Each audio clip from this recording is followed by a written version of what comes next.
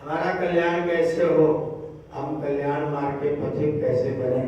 एक बात जान लीजिए कि कहने से कुछ नहीं होगा, सुनने से भी कल्याण नहीं होगा। कल्याण होगा तो करने से होगा। कोई व्यक्ति आपको मार्ग बता सकता है, रास्ता बता सकता है, कोई व्यक्ति आपको तरीका बता सकता है, पद्धति बता सकता है कि ऐसे करो तो तुम्हारा कल्याण होगा, लेकिन कल्याण बताने से नहीं होगा, कल्याण तो करने के बाद ही होगा। ऋग्वेद में एक मंत्र है, हम लोग उस मंत्र को स्वस्ति वाचन में रोज बोलते हैं। स्वस्ति वाचन का 7वां मंत्र है स्वस्ति। स्वस्ति कल्याण है। इस संसार को परमात्मा ने कल्याणकारी ही बनाया है। इस संसार में एक भी वस्तु ऐसी नहीं है जो आपका अकल्याण करने वाली हो। एक भी वस्तु ऐसी नहीं है जो अकल्याणकारी हो। कोई वस्तु ऐसी नहीं जो अकल्याणकारी हो। आपके मन में तुरंत प्रश्न उठेगा, नहीं बहुत सारी चीजें हैं। अगर आप उस वस्तु का नाम लेंगे तो मैं आपको बताऊंगा कि वह भी कल्याणकारी है। अकल्याण तब होता है जब हम उस वस्तु का दुरुपयोग करते हैं। संसार में कोई एक ऐसी चीज बताओ जो केवल कल्याण ही करे, अकल्याण बिल्कुल न कर सकती हो। कोई भी वस्तु अगर आप दुरुपयोग करेंगे तो आपका सत्यानाश करेगी, सदुपयोग करेंगे तो आपको फायदा पहुंचाएगी। वस्तु में कोई गुण दोष नहीं है, आपके व्यवहार पर निर्णय करता है, निश्चय करता है कि आप उस वस्तु से कल्याण प्राप्त करना चाहते हैं कि उस वस्तु से अकल्याण करना चाहते हैं। मैं राजस्थान के जोधपुर में व्याख्यान दे रहा था। एक सज्जन ऊंट चराते थे। मैं व्याख्यान दे रहा था कि परमात्मा ने संसार में ऐसी कोई वस्तु नहीं बनाई जो अकल्याण ही करती हो। वो सज्जन खड़े हो गए, बोले बताओ परमात्मा ने कांटा क्यों बनाया। तो बेचारे ऊंट चराते थे, दुखी रहे होंगे, पैर में कांटा चुभा हो। बोले ईश्वर ने कांटा क्यों बनाया। मैंने कहा आप ऊंट के साथ रहते। बोले हाँ रहते हैं। मैंने कहा ऊंट क्या खाता है। बोले वो तो कांटा ही खाता है। मैंने कहा ऊंट कांटा ही क्यों खाता है।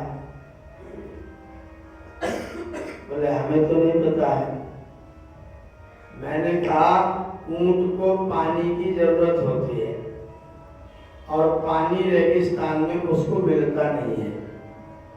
परमात्मा ने उसके मुख में कुछ ऐसी ग्लैंड्स बनाई हैं, कुछ ऐसी चीजें बना रखी उसके मुख में कि उसके मुख में कांटा लगते ही वो तुरंत गल जाता है। और कांटा जो होता है वो जिन झाड़ियों में होता है, वो झाड़ियां जो रेगिस्तान में उगी हुई हैं, जब बारिश होती, जितनी भी बारिश होती है, वो बारिश उस कांटे का स्थान जो होता है वहां वो बारिश का पानी जमा हो जाता है। परमात्मा ने जो झाड़ियां रेगिस्तान में बनाई है, उन्हें जो कांटे बनाए हैं, वो कांटे पानी के ऑब्जर्वर हैं। पानी को अपने पास भर के सुरक्षित कर लेते हैं और ऊंट को जब प्यास लगती है तो कांटे को खा लेता है और कांटे से उसके पानी का पूरा मामला फिट हो जाता है और वो उस कांटे से ही लाभ उठा लेता है। पहले कांटा तो बहुत उपयोगी है। मैंने कहा उत्तर प्रदेश में भी उपयोगी है। हम लोग बचपन में भैंस चराते थे और हमारे जब कांटा चुभ जाता था तो उसको निकालते किस चीज से थे?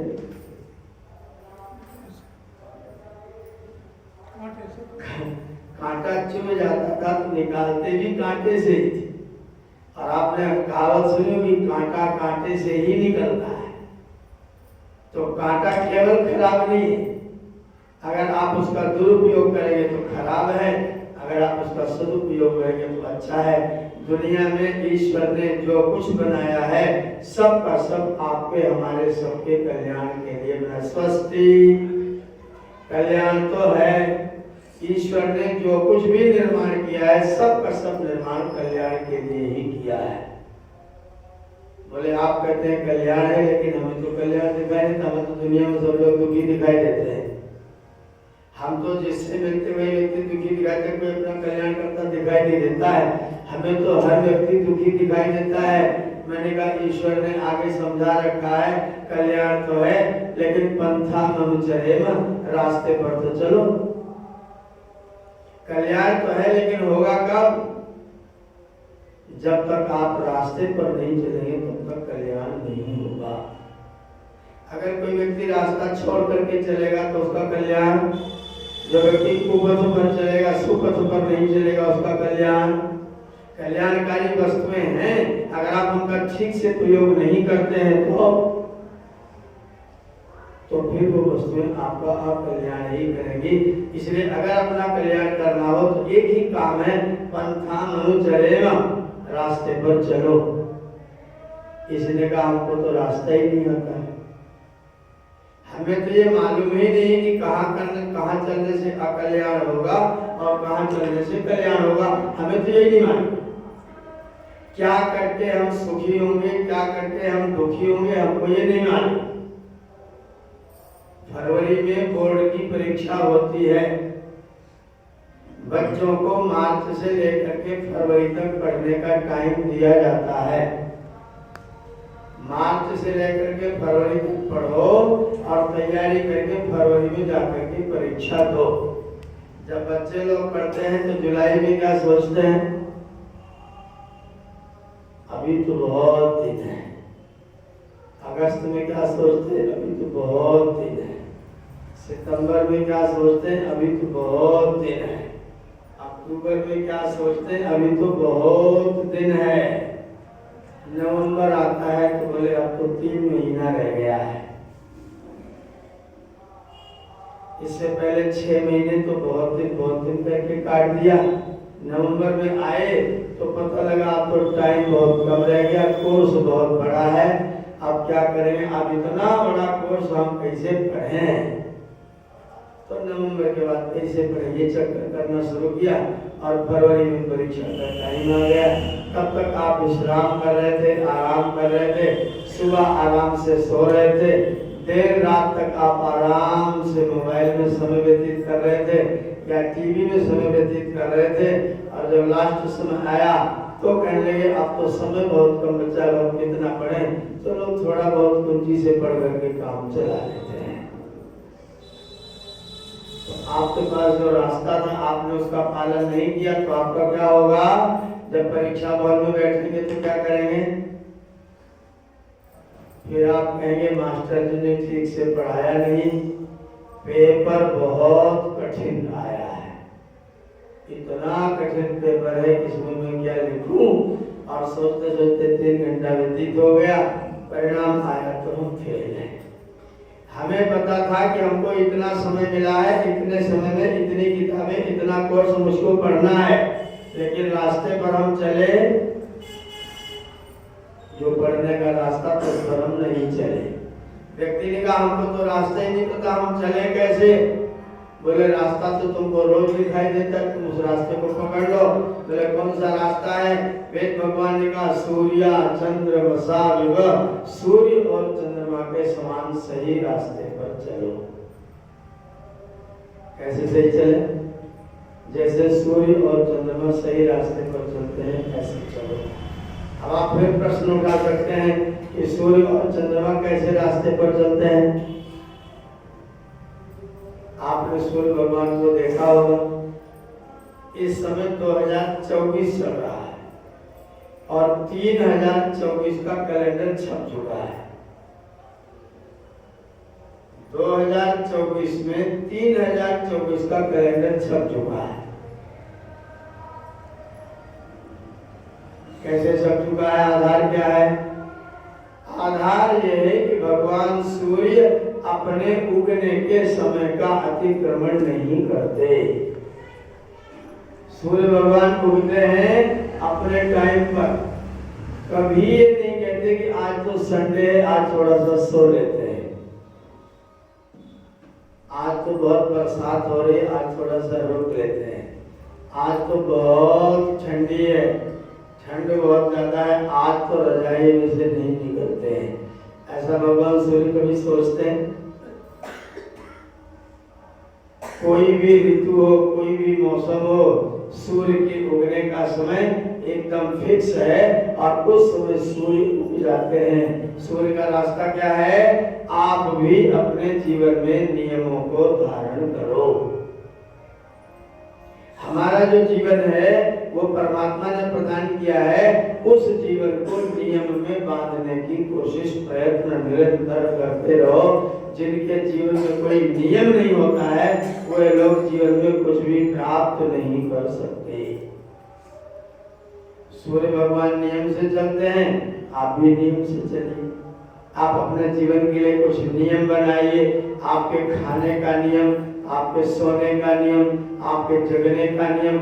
मैं ये खाऊंगा और मैं ये नहीं खाऊंगा, ऐसा नियम हम लोग रखते हैं। जब सामने खाने पीने का सामान आता है ना और किसी ने सामने से कह दिया कि लो खा लो, मैंने कहा नहीं खाऊंगा, बोले अरे लीजिए, तो क्या बोलते हैं? अब आपके प्रेम को हम कैसे ठुकरा सकते हैं? ना वो खाए लेते हैं। बहाना क्या मार रहे हैं? जीव अपनी कोशिश कर रही मिल जाए तो अच्छा है, और बहाना क्या मार रहे हैं कि अब तो आप कह रहे तब आपकी बात को कैसे डालें, और लोग खाए लेते हैं। और फिर क्या क्या खा लेते हैं, पता नहीं क्या क्या खा लेते हैं। बारात में गए, 56 प्रकार का व्यंजन बना हुआ है, कॉफी बनी हुई है, दही बड़ा बना हुआ है। गए कॉफी पिया, थोड़ी देर बाद दही बड़ा के पास पहुंच गए। अभी कॉफी पी के आ रहे, जा करके झट से दही बड़ा भी खा लिया। फिर वहां से निकले, थोड़ी देर बाद गाजर का हलवा खा लिया। फिर निकले, उसके बाद दूध गर्म हो रहा था, हलवाई ठंडा कर रहा था, बढ़िया मेवा डला हुआ, उठा के एक गिलास दूध पी ली। अभी दही बड़ा खाया, फिर गाजर का हलवा खाया, फिर उसके बाद में दूध पी लिया, और अंदर जाकर के पेट की स्थिति क्या होगी? जो व्यक्ति खट्टे के साथ दूध भी खाता पीता रहेगा, खट्टा मीठा नमकीन खारा सब एक समान खाएगा पिएगा, उसके स्वास्थ्य का क्या होगा?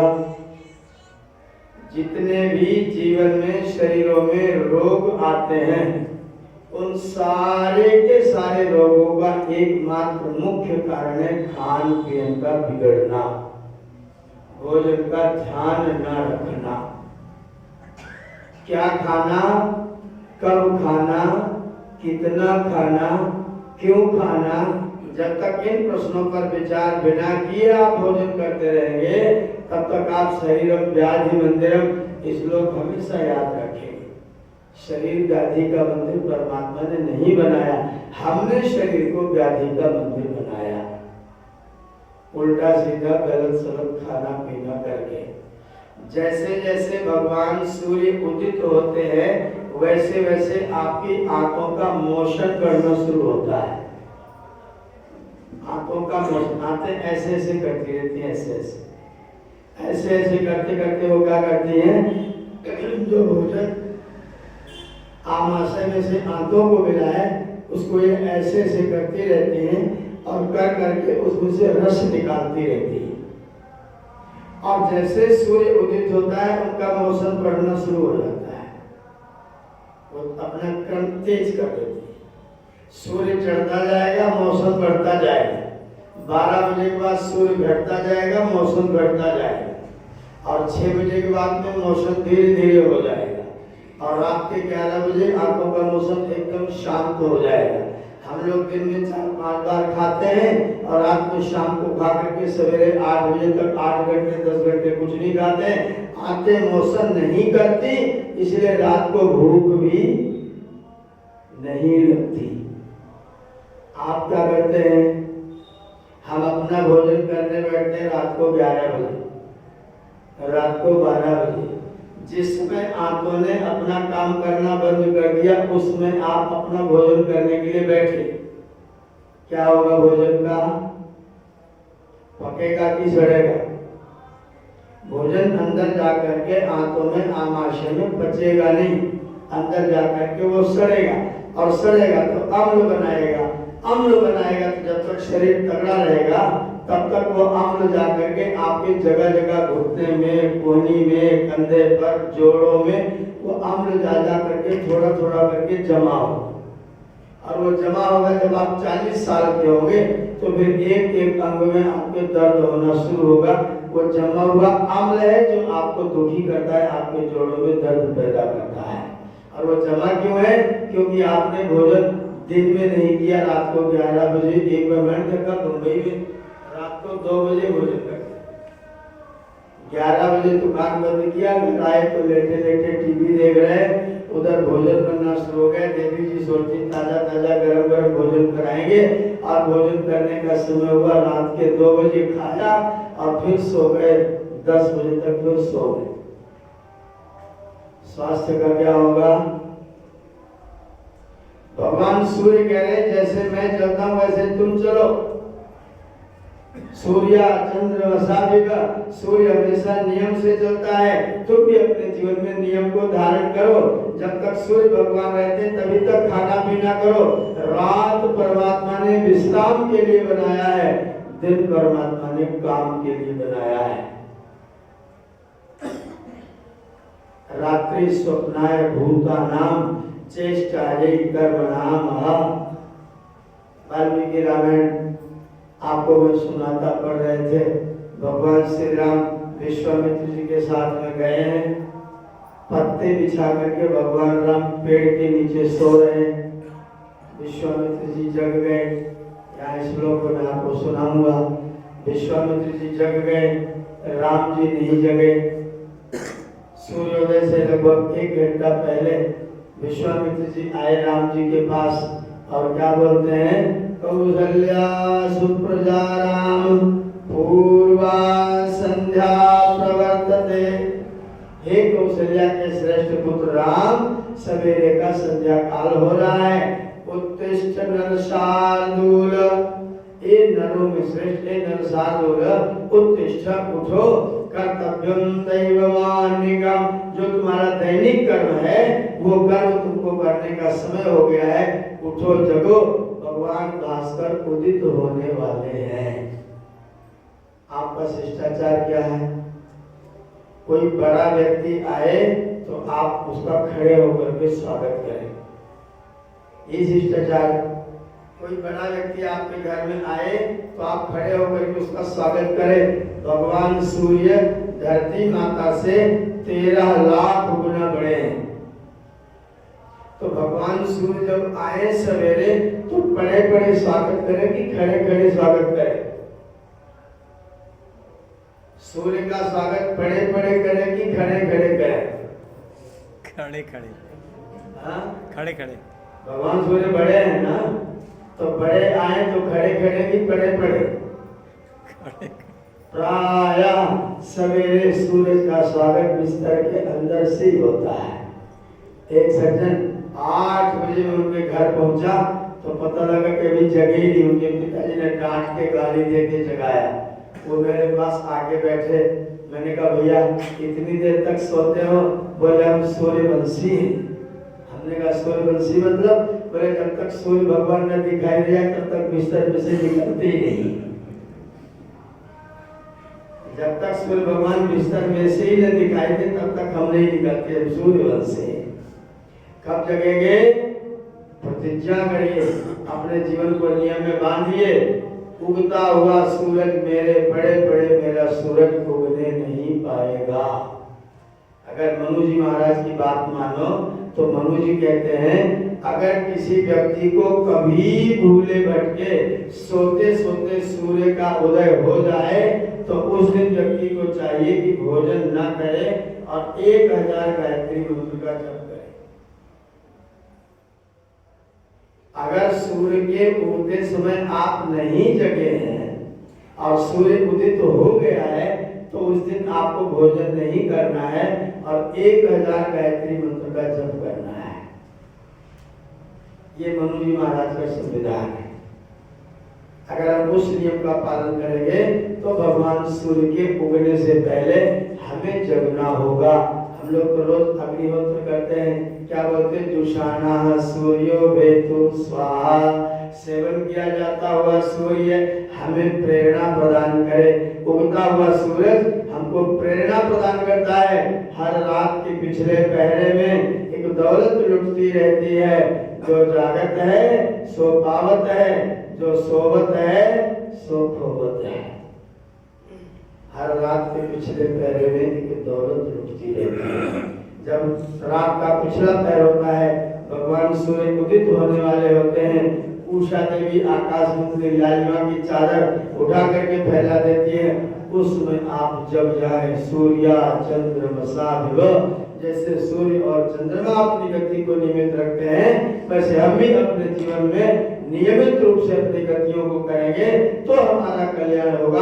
अगर हम ऐसा नहीं करेंगे तो हम अपने ही कल्याण से दूर हो जाएंगे। सूर्य भगवान जब उदित होते हैं तो उनका रंग जैसा होता है, अस्त होते समय भी वैसा ही रंग होता है।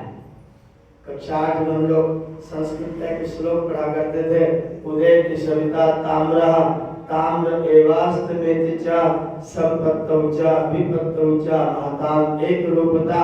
सूर्य भगवान जब उदित होते हैं तो ताम्र वर्ण के होते हैं, वही सूर्य भगवान जब अस्त होते हैं तो भी ताम्र वर्ण के ही होते हैं। ये हमको सिखाते हैं कि कभी सुख आएगा, कभी दुख आएगा, कभी उत्थान आएगा, कभी पतन आएगा, कभी बहुत अच्छा भोजन होगा, कभी सूखी रोटी होगी, कभी बहुत अच्छे कपड़े होंगे, कभी कपड़े नहीं होंगे, कभी अनेक मित्र होंगे, कभी कोई मित्र नहीं होगा, कभी सुख होगा, कभी दुख होगा। उन परिस्थितियों के आने पर तुम अपने आप को परिवर्तित मत होने देना। जैसे सूर्य भगवान उगते हैं तो जिस वर्ण के होते हैं, अस्त होते समय उसी वर्ण के होते हैं। तुम्हारे जीवन में सुख आए या दुख आए, कभी भी परिस्थितियों से प्रभावित होकर के अपने आप को परिवर्तित मत करना। हम दो मित्र लोग हैं, आपस में बढ़िया व्यापार करते हैं, साथ साथ बातचीत करते हैं, व्यापार में बढ़िया लाभ हो रहा है, गाड़ी आराम से चल रही है, बड़े मजे से समय कट रहा है। एक समय ऐसा आया, व्यापार में थोड़ा सा घाटा हो गया। अब एक मित्र ने दूसरे मित्र से कहा, सब तुम्हारे कारण से हुआ है। उसने कहा, भैया मेरे कारण से नहीं, सब तुम्हारे कारण से हुआ है। अब दोनों ने एक दूसरे पर दोषारोपण करना प्रारंभ किया और संकट के समय में दोनों ने एक दूसरे का साथ छोड़ दिया। अब जब वो नया मित्र बनाएंगे तो नया मित्र कैसा होगा इसका पता। पुराना मित्र जो मेरे साथ वर्षों से काम कर रहा था, उस मित्र को आपने संकट के क्षण में अलग कर दिया है, दुख के समय में अलग कर दिया है। जब सुख था तो दोनों साथ साथ थे, जब दुख आया तो आपने उसको अलग कर दिया है। और अगर आप दुख के समय अपने मित्र को अलग कर देते हैं तो आप मित्रता की परिभाषा से अपने आप को अलग कर देते हैं। हमारे यहाँ कहा गया है, आपद्गतम च न जहाति ददाति काले, उसी का नाम मित्र है जो आपत्ति के समय में हमारा साथ नहीं छोड़ता है। वो मित्र नहीं होता है जो आपत्ति के समय हमारा साथ छोड़ जाए। सच्चा मित्र वो है जो आपत्ति के समय और घनिष्ठ हो जाए। महात्मा तुलसीदास जी ने लिखा रामचरितमानस में, धीरज धर्म मित्र अनुनारी, इनकी परीक्षा कब करना। धीरज धर्म मित्र अनुनारी, आपत काल परखिए चारी। इनकी परीक्षा कब करोगे। जब जीवन में आपत्ति का समय होगा तब अपने धैर्य की परीक्षा करना। जब आपत्ति काल होगा तो अपने मित्रों की परीक्षा करना। जब आपत्ति काल होगा तो तुम सोचना कि अब मेरे पास में कितना धर्म है। भगवान श्री राम बैठे हुए हैं, लक्ष्मण को वीर घातनी शक्ति लगी है, लक्ष्मण मूर्छित हैं। भगवान राम लक्ष्मण के सिर को अपने जंघा के ऊपर रखे हुए हैं, उनके बड़े बड़े बालों में अपनी उंगलियां फेर रहे हैं, कभी माथे पर हाथ फिराते हैं और बड़े वेदना में हैं, बड़े व्यथित हैं। कह रहे, जो जन त्यों बन बंधु बिछोहु, तो पिता वचन मनत्यों नहीं ओहु। अगर मैं वन में जानता कि वन में जाने से मेरे भाई का मेरे साथ विच्छेद हो जाएगा तो कदाचित मैं पिताजी की बात को नहीं मानता। लोग इनका कैसे ठीक होंगे इस पर विचार करिए। विभीषण ने बताया एक व्यक्ति जो ठीक कर सकता है, वो कौन व्यक्ति है? बोले वो सुसेन जी हैं। बोले उनको लाएगा कौन? हनुमान जी तुरंत ताल ठोक के खड़े हो गए, लाना वाना जिसको आपको बताओ। बोले जाओ सुसेन वैद्य को लंका से बुला के लाओ। सुसेन जी आए क्या? लाए गए। आकर के उन्होंने नब्ज देखा, हृदय टटोला और बोले ठीक तो हो सकते हैं, दो दवाइयां हैं, दोनों दवाइयां यहाँ उपलब्ध नहीं है, बड़ी दूर से द्रोणगिरी से लेकर के आना पड़ेगा। अगर वो दवाइयां लाई जा सके तो मैं लक्ष्मण के प्राण बचा सकता हूँ। हनुमान जी ने कहा जगह बताओ, पहचान बताओ, लाने की जिम्मेदारी हमारी। इन्होंने कहा एक संजीवनी है और एक जीवंती है, दो औषधियां हैं, दोनों औषधियां द्रोणगिरी से लानी है, उनको लाने के लिए तुमको जाना है, जाओ। लेकिन राम जी एक बात मेरे मन में प्रश्न उठ रहा है, ये बताइए लक्ष्मण हमारे राजा के शत्रु हैं, लक्ष्मण हमारे राजा के शत्रु हैं और मैं रावण का वैद्य हूँ, मैं रावण का वैद्य हूँ और तुम रावण के शत्रु हो। ये बताओ मेरा धर्म तुम्हारी दवाई करने का आदेश मुझे देता है? अगर हम उन परिस्थितियों में होते तो क्या करते? हम वैद्य जी का पैर पकड़ते, बोले कुछ ले दे करके मामला सुलझाओ और भैया दवाई तो कर ही डालो। लेकिन राम जी ने एकदम से अपनी मुठ्ठियां बंद की, बोले वैद्य जी अगर तुम्हारा धर्म मेरे भाई की औषधि करने से नष्ट होता हो तो मैं आपसे हाथ जोड़ के निवेदन करता हूँ, आप लंका चले जाइए। धर्म के रास्ते पर चलते चलते मेरे पिताजी ने प्राण गंवाया, धर्म के रास्ते पर चलते चलते मेरी 3 माताएं विधवा बन करके अयोध्या में घूम रही हैं, धर्म के नाते से मेरा एक छोटा भाई जमीन पर शयन कर रहा है, धर्म के नाते से मेरा एक भाई बेहोश पड़ा हुआ है, धर्म के नाते से मेरी पत्नी का अपहरण हुआ है, धर्म के नाते से मैं अपने भाई के शव जैसे मूर्छित शरीर को अपनी गोद में लेके बैठा हूँ। और फिर भी वैद्य जी अगर आपका धर्म जाता हो तो तुम मेरे भाई के प्राण मत बचाओ, अपने धर्म की रक्षा करो।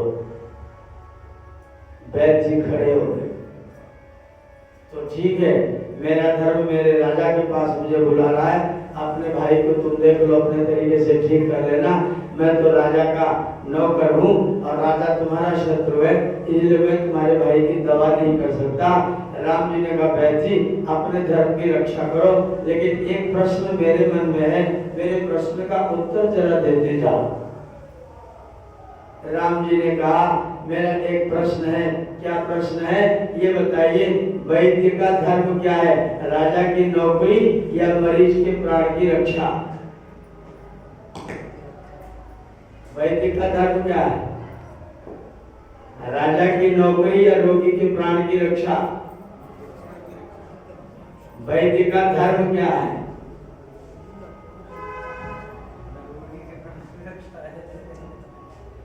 मास्टर का धर्म क्या है, अध्यापक का धर्म क्या है? नौकरी की जान बांटना, ज्ञान बांटना, उसका नाम है अध्यापक। अधिआपक अधिकार पूर्वक अपने विषय पर पूरा नियंत्रण रखते हुए जो भी मिल जाए उसको अपने ज्ञान को बांट दे, उसका नाम है अध्यापक। तो अध्यापक का धर्म क्या है? ज्ञान बांटना की नौकरी करना। वैद्य जी का धर्म क्या है? जब ये प्रश्न आया तो सुसेन जी चुपचाप में से पालती मार के बैठ गए, बोले नहीं वैद्य का धर्म तो रोगी को देखना है, नौकरी चाकरी बाद में कर लेंगे, हमें तो धर्म का पालन, मेरे वैद्य धर्म का पालन है कि मेरे सामने एक व्यक्ति मूर्छित पड़ा है, मैं इसकी दवा करूं, यह मेरा धर्म है। राम जी ने वैद्य जी को धर्म पढ़ाया और कहा अगर तुम्हारा धर्म टूटता हो तो तुम मेरे भाई की रक्षा बिल्कुल मत करना। धर्म की परीक्षा, मैं धार्मिक हूँ, मैं अनकरप्टेड हूँ, मैं भ्रष्टाचारी नहीं हूँ, इसकी परीक्षा कब होगी? जब मुझे भ्रष्टाचार करने का मौका मौका मिले और मैं ना करूं, जब मुझे मौका ही नहीं मिले तो सब सज्जन है। मौका नहीं मिले तो सब सज्जन है, मौका मिलने पर भी ना करे तो जान लो भाई व्यक्ति बहुत शिष्टाचार वाला सदाचार वाला व्यक्ति है। तो धर्म की परीक्षा, धैर्य की परीक्षा, मित्र की परीक्षा, पत्नी की परीक्षा कब होती? जब संकट का क्षण होता है। वेद भगवान कह रहे हैं, अरे भोले लोगों, जब संकट का क्षण आए तो आपस में और चिपक जाए। आपके परिवार में जब कोई संकट का क्षण आए तो परिवार में एक दूसरे पर दोषारोपण न करने लगा। तुमने सब बिगाड़ दिया, बड़े भैया ने सब बिगाड़ दिया, किसी की तो सुनते नहीं है। जब तक सब ठीक था तब तक बड़े भैया का सब ठीक था, जब संकट आ गया तो बड़े भैया किसी की तो सुनते नहीं है। मैं तो ऐसा ऐसा कह रहा था, तब तो मेरी बात नहीं मानी। जो बिगड़ गया सो बिगड़ गया, उसको बनाने का काम अब आप कब करना शुरू करेंगे? सूर्य भगवान कहते हैं कि जब संकट का क्षण आए तो भी अपना रंग मत बदलने लग जाना। जैसे बड़े भैया का तब सम्मान करते थे, वैसे ही बड़े भैया का सम्मान अब भी कायम रखना। और जैसे बड़े भैया छोटे का ध्यान रखते थे, वैसे ही छोटे का और ज्यादा घनिष्ठता के साथ अपने छोटे का ध्यान रखने लग जाना। तो जान लेना कि आप निश्चित तौर पर कल्याण के मार्ग पर जा रहे हैं। यह हमको भगवान सूर्य सिखाते हैं। भगवान सूर्य एक और काम करते हैं, जितने तारे नक्षत्र घूमते हैं अपनी अपनी कक्षा में, ये सारे के सारे तारे नक्षत्र सूर्य भगवान के आकर्षण में बंध करके घूमते हैं। जिस दिन सूर्य भगवान का आकर्षण समाप्त हो जाएगा, कोई भी तारा नक्षत्र अपनी कक्षा में स्थिर नहीं रह सकता। धरती माता सूर्य भगवान से जितनी दूर है, उससे ना तो 2 इंच पास में हो सकती है, ना तो 2 इंच दूर हो सकती है। अगर धरती माता सूरज से 2 इंच दूर हो जाए तो धरती पर हर चीज जम जाएगी, और 2 इंच पास में हो जाए तो धरती पर हर चीज पिघल के बह जाएगी। सूर्य अपने आकर्षण में सबको रखता है। पृथ्वी भी सूरज का चक्कर काट रही है, चंद्रमा पृथ्वी का काटता हुआ सूरज का काट रहा है। सारे तारे नक्षत्र अपनी अपनी कक्षा में घूमते हुए सब सूर्य के आकर्षण में बंधे हुए घूम रहे हैं। इसलिए वेद भगवान कहते हैं, सूर्य आत्मा जगतस्तस्थुषश्च, सूर्य जगत और जंगम सब तरह के प्राणियों का, सब तरह के लोगों का, सब तरह की वस्तुओं का वही आत्मा है। उसी के साथ मिलकर के सारे लोकांतर अपना भ्रमण का कार्य संपन्न कर रहे हैं। सूर्य सबको अपने आकर्षण में रखता है, हम भी अपने आकर्षण में सबको रखें। हम सबको अपने आकर्षण में रखें। लोग हमसे आकर्षित होंगे कब? जब आप उनके काम के होंगे तब। आपको लोग प्रेम नहीं करते, दुनिया में कोई प्राणी आपको प्रेम नहीं करता। कब प्रेम करता है? जब आप उसके काम के होते हैं तो प्रेम करता है, और काम के ना हुए तो,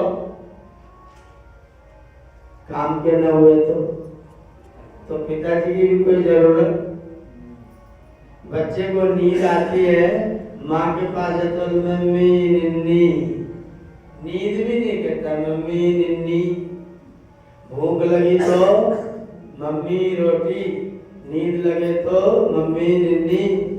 नहाना है धोना है तो कपड़े चाहिए तो मम्मी कपड़े। स्कूल जाना है तो जूता कौन ढूंढ के देगा? मम्मी। और ये बड़ा हो गया 18 साल 20 साल 22 साल का, अब मम्मी के पास जाके बैठता है। मम्मी की जरूरत, अब मम्मी की जरूरत खत्म।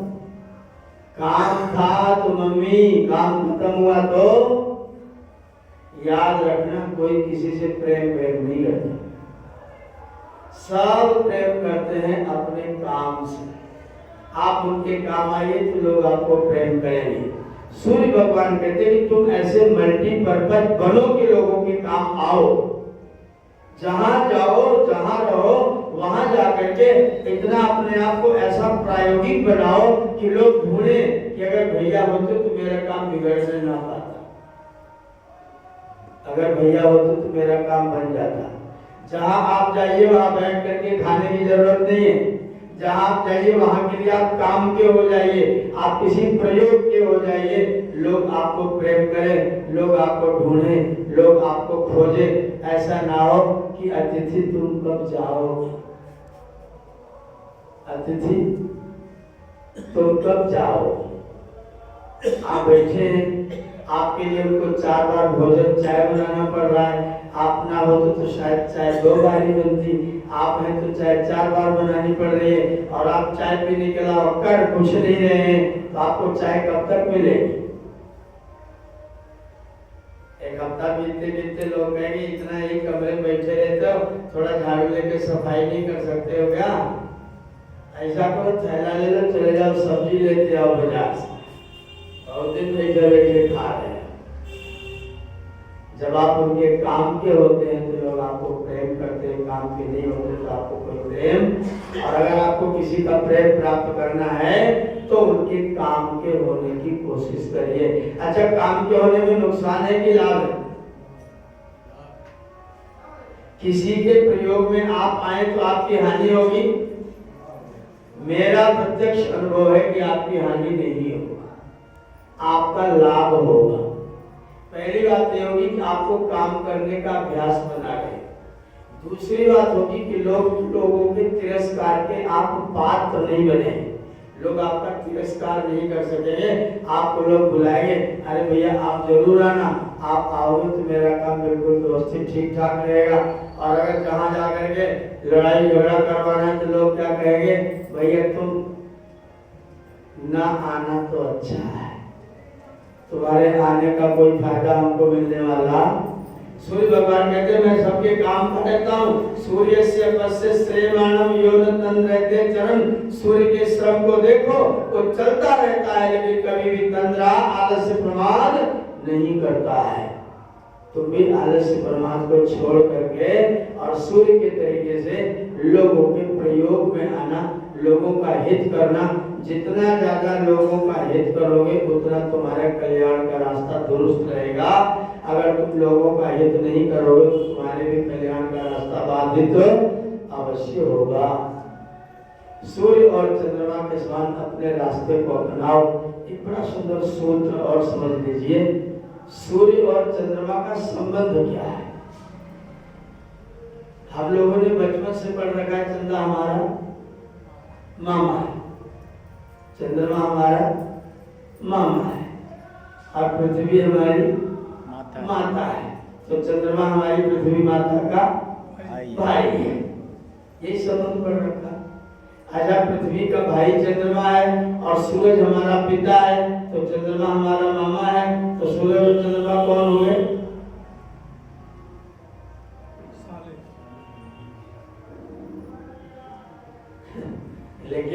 लेकिन वेद ने चंद्रमा को सूरज का पुत्र बता रखा है। चंद्रमा को सूरज का पुत्र बताया। क्यों बताया, उसका भी कारण है। हम लोग जो शरीर प्राप्त करते हैं, पुत्र पुत्रिया स्त्री पुरुष जो हम लोग शरीर प्राप्त करते हैं उसमें माता और पिता दोनों के शरीरों का हिस्सा होता है। और कितना कितना हिस्सा होता है? महर्षि चरक लिखते हैं कि पुत्र और पुत्रियों के शरीरों में माता और पिता के शरीरों का 1 और 15 का अनुपात से हिस्सा होता है। 1 हिस्सा और 15 हिस्सा। अब आप जान सकते हैं 15 हिस्सा किसका होगा?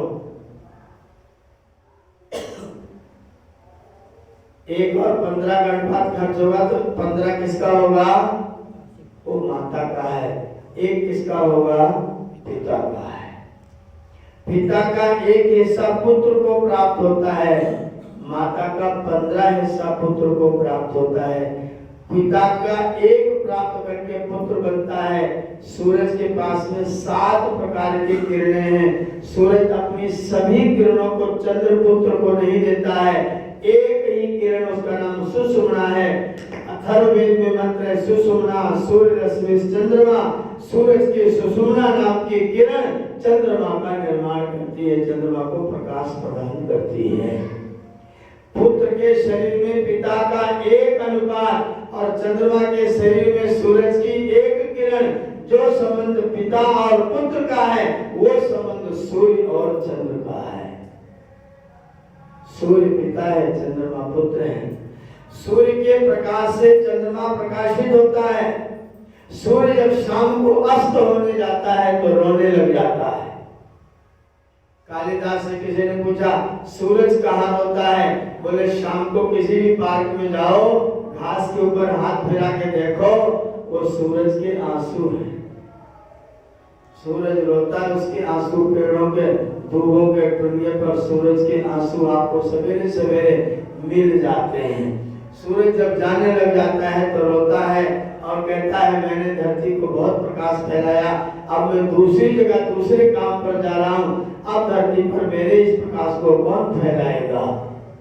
कोई पिता वृद्ध हो गया, उसने कोई विरासत बनाई है, उसने एक सत्संग की सभा चलाने का एक नियम बनाया है, हम इतने इतने समय पर लोग बुला करके सत्संग करेंगे, उसने एक विरासत कायम किया है। जब वो जा रहा है, अस्ताचलगामी हो रहा है, तो सोच रहा है मैंने जो नियम बनाए, मैंने जो यज्ञशाला बनाई, इस यज्ञशाला में मेरे जाने के बाद कौन आहुति डालेगा? कौन आहुति डालेगा? तो पुत्र सामने आता है, चंद्रमा सामने आता है। चंद्रमा कहता है पिताजी आपने जो प्रकाश मुझको प्रदान किया है, उसी प्रकाश को आपके ना रहने पर मैं धरती पर फैलाने की कोशिश करता रहूंगा। और पिताजी आपके प्रकाश से तो लोगों को पसीना आ गया, मैं प्रकाश तो फैलाऊंगा और वो प्रकाश ऐसा सुंदर करके फैलाऊंगा, ऐसा शीतल करके फैलाऊंगा कि जिससे किसी को पसीना नहीं आएगा, लोग उसमें घूमना पसंद करेंगे।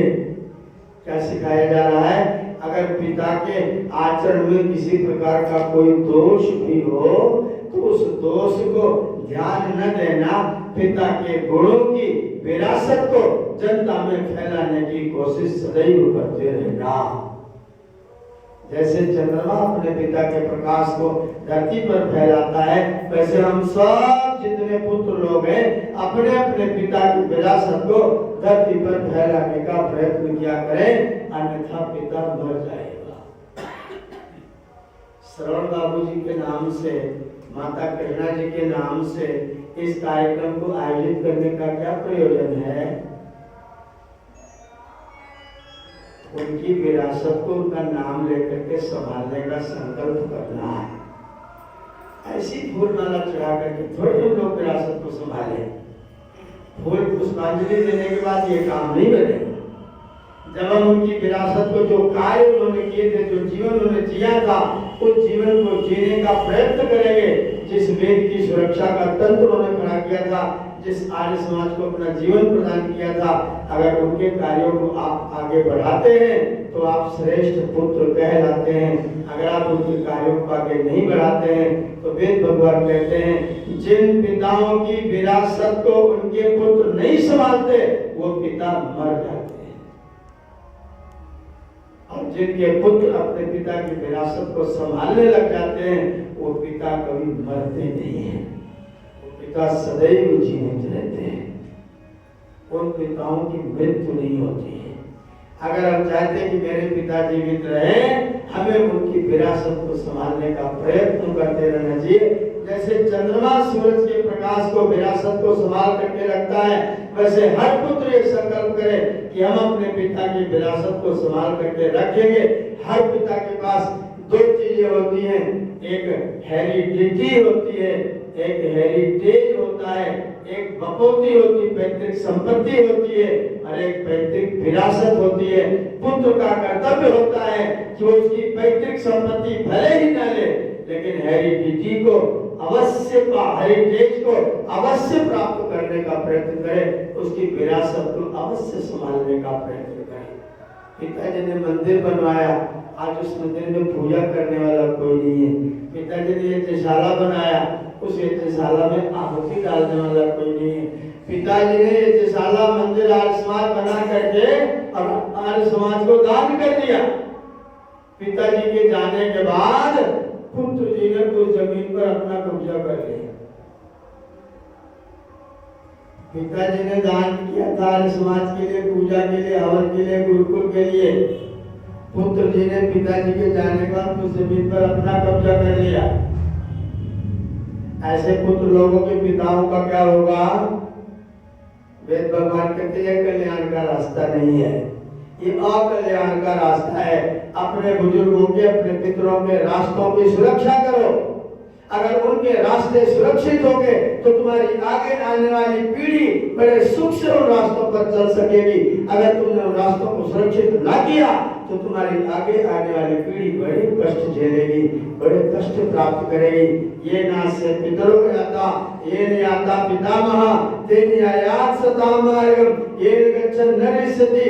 जिस रास्ते पर तुम्हारे पिता चले हैं, जिस रास्ते पर तुम्हारे दादा चले हैं, उन रास्तों पर जब तुम चलोगे तो तुमको कोई कष्ट नहीं होगा। अगर तुम नया रास्ता बनाने की कोशिश करोगे तो हो सकता है तुम्हारे रास्ते पर कोई नहीं चले और तुम रास्ता भटक भी जाओ। लेकिन जिन लोग रास्ते बने बनाए रास्ते हैं, उन रास्तों पर चलोगे तो तुम अपना कल्याण अवश्य करोगे। सूर्य भगवान कहते हैं जैसे चंद्रमा मेरे रास्ते पर चलता है, वैसे तुम भी अपने पितरों के, अपने पूर्वजों के रास्ते पर चलो और सुनो, अपना कल्याण तो करते रहो, अपने को अच्छा बनाते रहो, अपना रास्ता सुंदर करते रहो और अकेले मत चलना। लोगों ने कहा एकला चलो, लेकिन वेद नहीं कहता एकला चलो।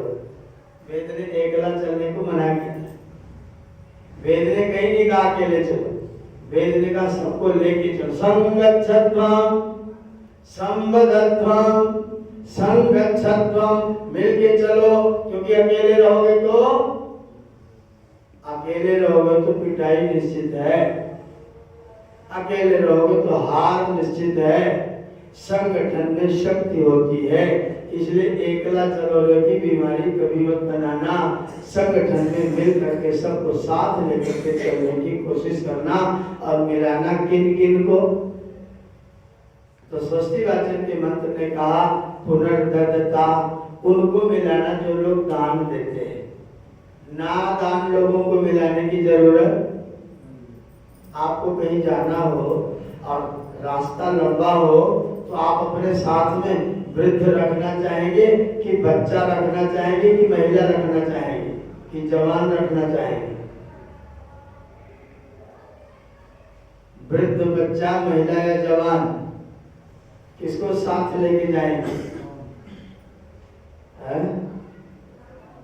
वृद्ध रहेगा तो उसको ढोना पड़ेगा, संकट आया तो उसको बचाना पड़ेगा, और बच्चा रहा तो उसको बचाना पड़ेगा, और महिला रही तो उसको बचाना पड़ेगा।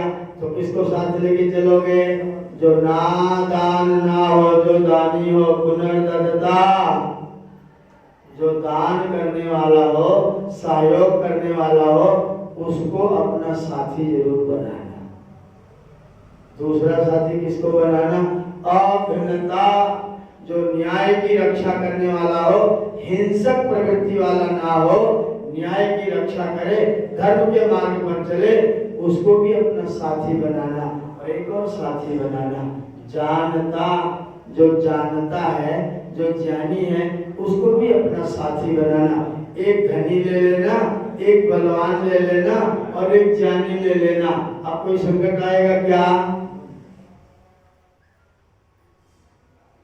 अगर आपके पास में धनी व्यक्ति है, संकट आएगा तो पैसे से काम कर देगा। अगर एक बलवान व्यक्ति है तो संकट आ गया तो दौलत मार के भगा देगा दुष्टों को, और कोई ज्ञानी व्यक्ति है तो जीने का सहूर बता देगा, जीने का आनंद ला देगा। और तीनों अगर आपके साथी हो गए तो फिर आपके ऊपर कोई संकट आएगा भी तो उसका सॉल्यूशन, उसका हल आपको बड़े प्रेम से, बड़े आराम से मिल जाएगा। इसलिए वेद ने कहा पुनर्दत्ता, अग्नता, जानता, संग में मई, दान देने वाले, सहयोग करने वाले, अन्याय को सुरक्षित रखने वाले और ज्ञानी व्यक्तियों का साथ जरूर पकड़ना। आपके मित्र कैसे होने चाहिए? ज्ञानी, दानी और मानी। इनके अतिरिक्त लोगों को भले मित्र न बनाना, कोई बात नहीं। मित्रता करनी है तो दानी, ज्ञानी और मानी लोगों से करना। अगर ये लोग आपके मित्र रहेंगे तो कैसे भी संकट का क्षण आएगा, ये आपके साथी होंगे। उत्सवे व्यसने प्राप्ते दुर्भिक्षे शत्रु संकटे राजद्वारे श्मशाने च। कहाँ कहाँ? आपके घर में उत्सव हो, पुत्र का विवाह हो, आपके घर पर कोई संकट आया हो, व्यसन आ गया हो, कोई झंझट कोई संकट आपके ऊपर आ गया हो, दुर्भिक्ष पड़ गया हो, शत्रु ने चढ़ाई कर दी हो, राजा ने बुला लिया हो, थानेदार ने बुला लिया हो और श्मशाने में किसी के कंधे पर बैठ करके घाट पर जाना हो, तो ऐसे समय के लिए अपने साथ में लोगों को जरूर रखना। उत्सव हो तो भी साथी रखना, संकट हो तो भी साथी रखना, कोई झंझट दुर्भिक्ष आ जाए तो भी साथी रखना, शत्रु आक्रमण कर दे तो भी साथी रखना, राजा के पास जाना तो भी साथी रखना, शमशान में जाना पड़े तो भी साथी रखना। अपना साथी बना के रखोगे तो तुम्हारा कल्याण अवश्य होगा। ये वेद का मंत्र है, तुम्हारा कल्याण होगा। ये तुम सूर्य और चंद्रमा के रास्ते पर चलोगे, अपने कल्याण के रास्ते पर चलो और चलने के साथ साथ दानी मानी और जानी लोगों के साथ में मित्रता भी रखो तो तुम्हारा कल्याण सुनिश्चित होगा। ये एक वेद मंत्र का संदेश है। मैंने वेद मंत्र का संदेश आपको प्रदान किया, आपने ध्यान पूर्वक सुना। आप सबका बहुत बहुत धन्यवाद करते हुए इस समय के लिए अपनी वाणी को विराम देते हैं। ओम शांति।